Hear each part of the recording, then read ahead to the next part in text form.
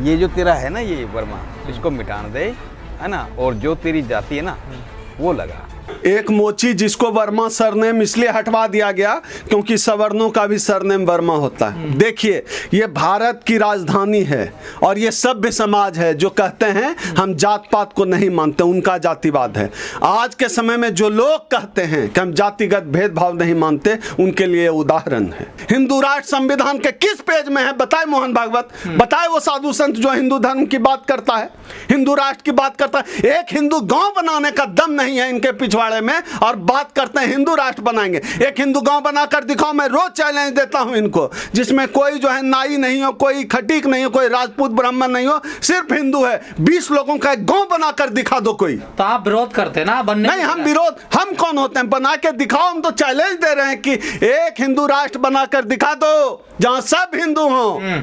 एक गांव बनाने की औकात नहीं है, बनाने चले हैं हिंदू राष्ट्र संविधान के खिलाफ। और जब हम पूछने लगते हैं कि आरएसएस का चीफ कोई दलित क्यों नहीं बनता, कोई आदिवासी क्यों नहीं बनता, कोई यादव, कुर्मी, कोयरी, जाटव, खटीक, पासवान, चमार क्यों नहीं बनता, उनकी घिग्गी बन जाती है। जाति के सवाल से वो डरते हैं। हम कहते हैं, तुम कहते हो हिंदू मुस्लिम, हिंदू मुस्लिम, हम कहते हैं हमारे आरक्षण के खिलाफ आज तक कोई मुसलमान खड़ा नहीं हुआ। हमारे आरक्षण के खिलाफ सवर्ण खड़ा होता है। हमारे जो है भाई जो मूछ रखते हैं, घोड़ी पर चढ़ते हैं, कोई मुसलमान मारता है क्या? सवर्ण मारता है, ब्राह्मण मारते हैं, ठाकुर मारते हैं।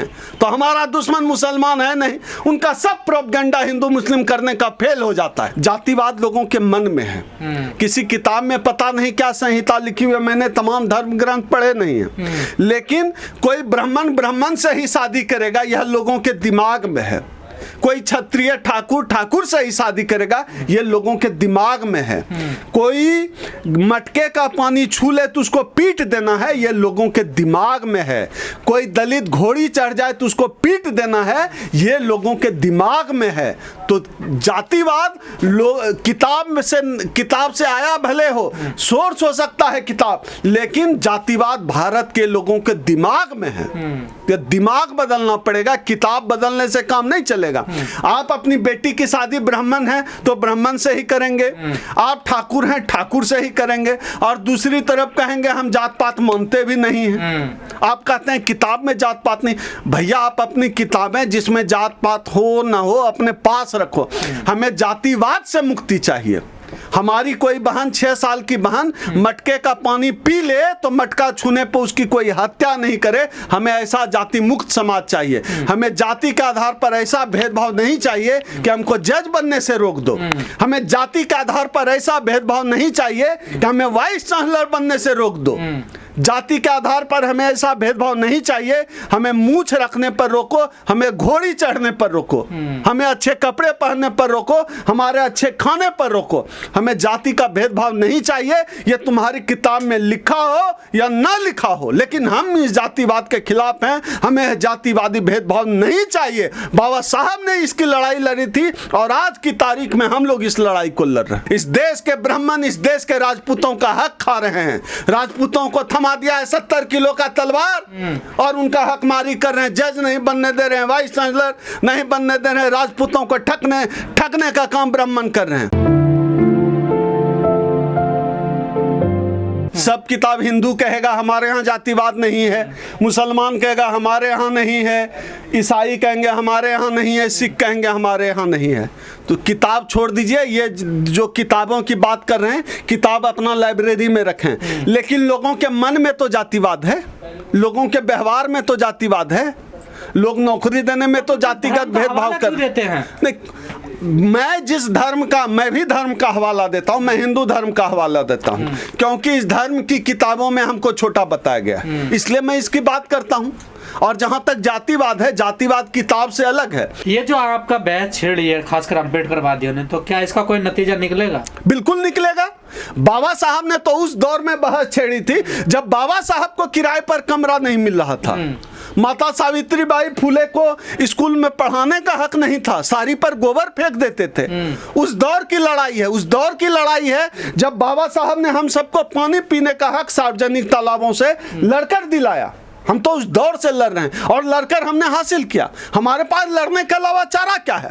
हम सिर्फ और सिर्फ लड़ सकते हैं। सब कुछ हमने पानी पीने का जब हक लड़कर हासिल किया है, हमने हाथ में कलम पकड़ा है तो उसके लिए हमारे एकलव्य ने अंगूठा कटाया है।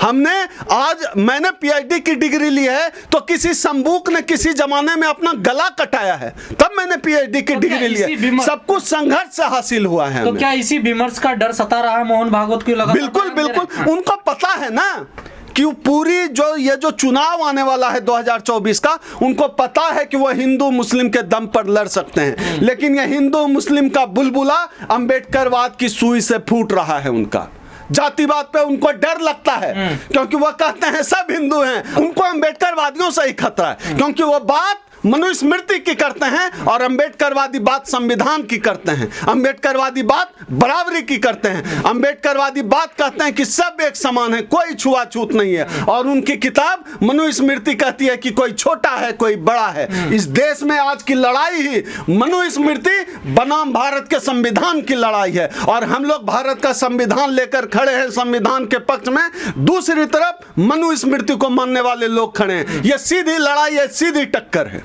अभी तक कहा जाता 85% की लड़ाई है। अब आप लोग लिखने लगे हैं कि किसी राजपूत को भी जज नहीं बनाया जाता। अब राजपूतों को भी भड़का रहे हैं आप लोग। नहीं, भड़का नहीं रहे, फैक्ट है। आज तक किसी राजपूत को भारत रत्न क्यों नहीं मिला? इस देश का ब्राह्मण जवाब दे, इस देश के राजपूत सवाल करें क्यों नहीं मिला? हम तो चाहते हैं जिसकी जितनी संख्या भारी उसकी इतनी भागीदारी। अगर इस देश में राजपूत की आबादी जितनी भी हो 3% 5%, उनको उनकी आबादी के हिसाब से प्रतिनिधित्व मिलना चाहिए।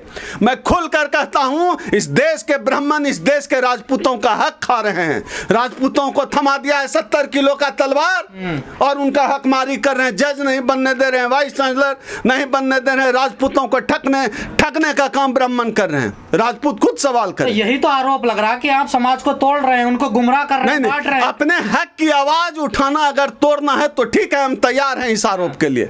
अगर अपने हक हुकूक की बात करना, अपने अधिकार की बात करना, अपने संवैधानिक अधिकारों की बात करना अगर तोड़ना है उनकी नजर में, तो उनकी नजर की परवाह कौन करता है? पहले पिछड़ों को गुमराह किया, हम तब भी सबके हक अधिकार की बात करते थे। आज भी बाबा साहब भी सबके हक अधिकार की बात करते थे। हम लोग भी सबके हक अधिकार की बात करते हैं। हम तो ब्राह्मणों के लिए भी न्याय प्रिय हैं। हम तो कहते हैं कि ब्राह्मणों की जितनी आबादी है उतनी उनकी भागीदारी दो। तो जो ब्राह्मणों की आबादी 2-3% है, 2-3% उनको जहां चाहिए संसाधन में ले भागीदारी। साधु संत हिंदू राष्ट्र का सपना देख रहे हैं, वो कैसे पूरा होगा? नहीं, एक तो साधु संत मैनेजमेंट की भाषा में अनप्रोडक्टिव हैं और जो भारत के संविधान के खिलाफ बात करे, इन साधु संतों को पेड़ से उल्टा लटका देना चाहिए। संविधान के खिलाफ हिंदू राष्ट्र संविधान के किस पेज में है बताए मोहन भागवत? बताए वो साधु संत जो हिंदू धर्म की बात करता है, हिंदू राष्ट्र की बात करता है। एक हिंदू गांव बनाने का दम नहीं है इनके पिछवाड़े में और बात करते हैं हिंदू राष्ट्र बनाएंगे। एक हिंदू गांव बनाकर दिखाओ। मैं रोज चैलेंज देता हूं इनको, जिसमें कोई जो है नाई नहीं हो, कोई खटीक नहीं हो, कोई राजपूत ब्राह्मण नहीं हो, सिर्फ हिंदू है। 20 लोगों का एक गांव बनाकर दिखा दो कोई। तो आप विरोध करते ना बनने? नहीं, हम विरोध, हम कौन होते हैं? बना के दिखाओ। हम तो चैलेंज दे रहे हैं कि एक हिंदू राष्ट्र बनाकर दिखा दो जहां सब हिंदू हों। एक गांव बनाने की औकात नहीं है, बनाने चले हैं हिंदू राष्ट्र संविधान के खिलाफ। ये सब हवाई बात है। इनको पता है कि ये चुनाव सिर्फ हिंदू मुस्लिम के एजेंडे पर लड़ना चाहते हैं, जीत सकते हैं, इसलिए हवा बनाते हैं हिंदू राष्ट्र का। सर, दिल्ली में एक मोची है, उसने अपने दुकान के आगे वर्मा लिख दिया, तो उसका जो नेम हटा दिया, कहने का आप यहाँ पे चमार लिखिए मोची, आप वर्मा नहीं। आप देख लीजिए, एक मोची जिसको वर्मा सरनेम इसलिए हटवा दिया गया क्योंकि सवर्णों का भी सरनेम वर्मा होता है। देखिए, ये भारत की राजधानी है और ये सभ्य समाज है जो कहते हैं हम जात पात को नहीं मानते, उनका जातिवाद है। आज के समय में जो लोग कहते हैं कि हम जातिगत भेदभाव नहीं मानते, उनके लिए उदाहरण है।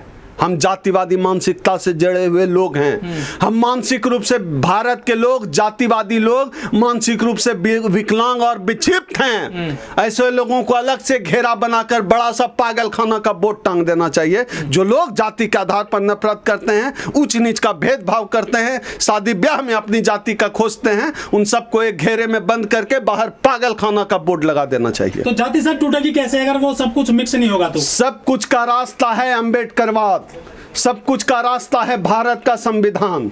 भारत का संविधान ठीक से लागू होगा, अंबेडकर को हर व्यक्ति पढ़ेगा समझेगा तो इस देश से जातिवाद का जहर खत्म होगा।